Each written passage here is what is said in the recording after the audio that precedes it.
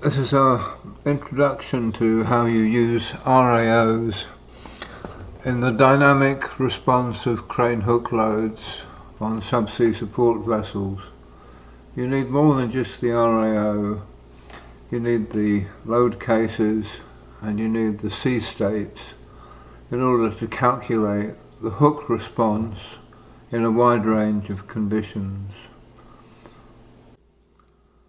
So we make a model of the supply vessel and a rough model of the superstructure and an approximate model of the crane in the program Orcaflex, and we can switch between the shaded graphics and a wireline view, and we can look over the top.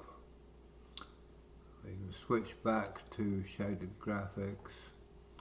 I modelled the crane hook here. It's 22 meters from the center line of the crane, and in plan view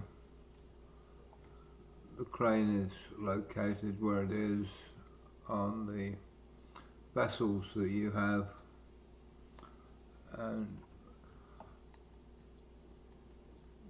we'll come back to how the model works a bit more.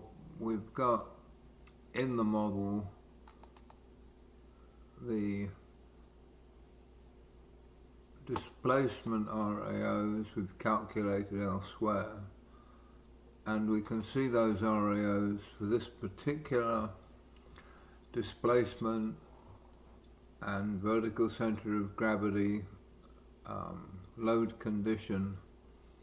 So there's the amplitude RAOs for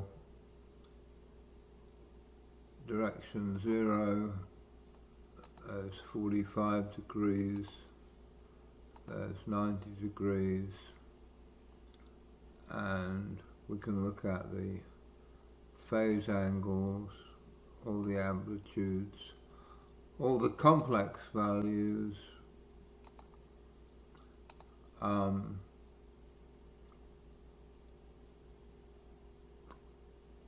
we can look at the wave drift RAOs.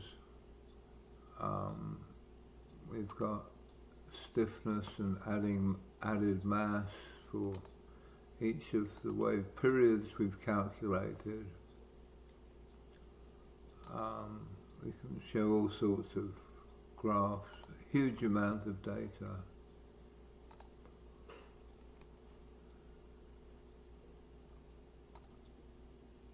So this is in a following sea, and now we look at the crane heave motion, the hook heave in Z, the crane hook movement in the X direction, that's forwards and aft, and in this case in the Y direction there's no motion because it's a following sea.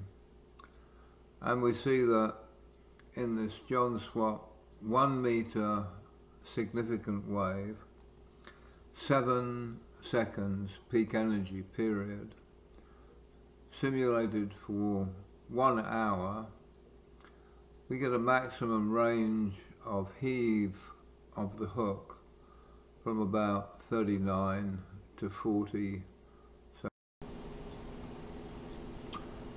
This is a 1 meter approximately range of motion in the following sea.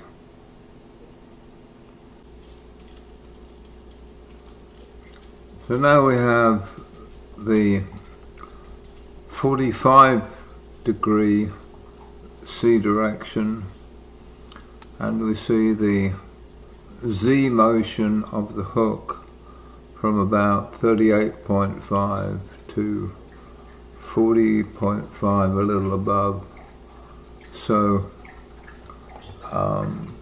about 2 meters range of motion.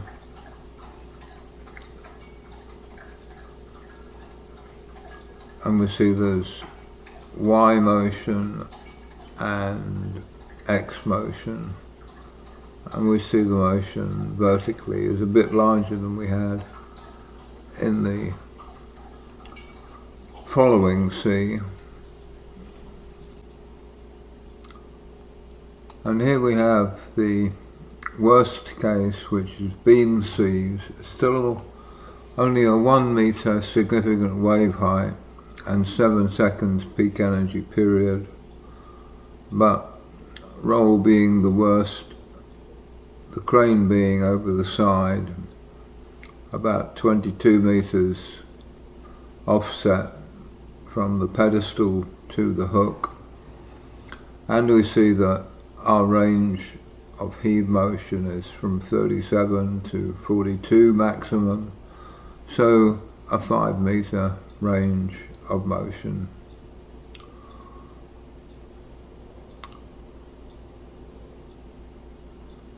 And that's with the 90-degree C case.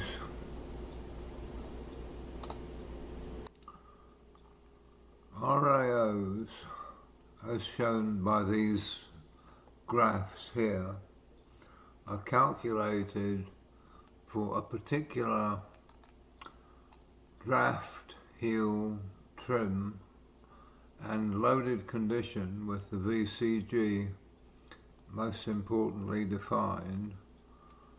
For each case you get a set of graphs. So this is the surge RAO for displacement with a wave heading of 0.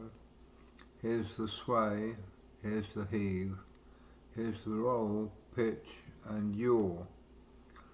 We've got those charts for each of these heading angles: 22 degrees, 45 degrees, 67, 90 and so on. And as well as the displacements, we've got load RAOs, which can be used for some calculations where coupling with other forces is important. And we've got displacement RAOs. So the displacement is mostly what I think you're looking for, and we see that for each wave heading I've looked at about 25 periods, and we get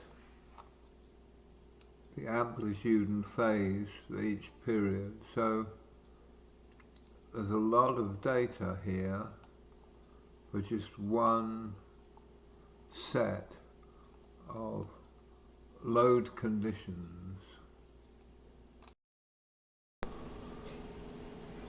Now we have the question, RAOs for how many loaded conditions? Maybe 10 sets, maybe 5 sets. How much is each set going to cost? How many C states? Maybe 2 very low, maybe 2 medium, maybe 2 very high. How many wave headings? Maybe 3 or 4 in each C state. And should we be focusing on heave only? Is heave the only critical motion? Food for thought.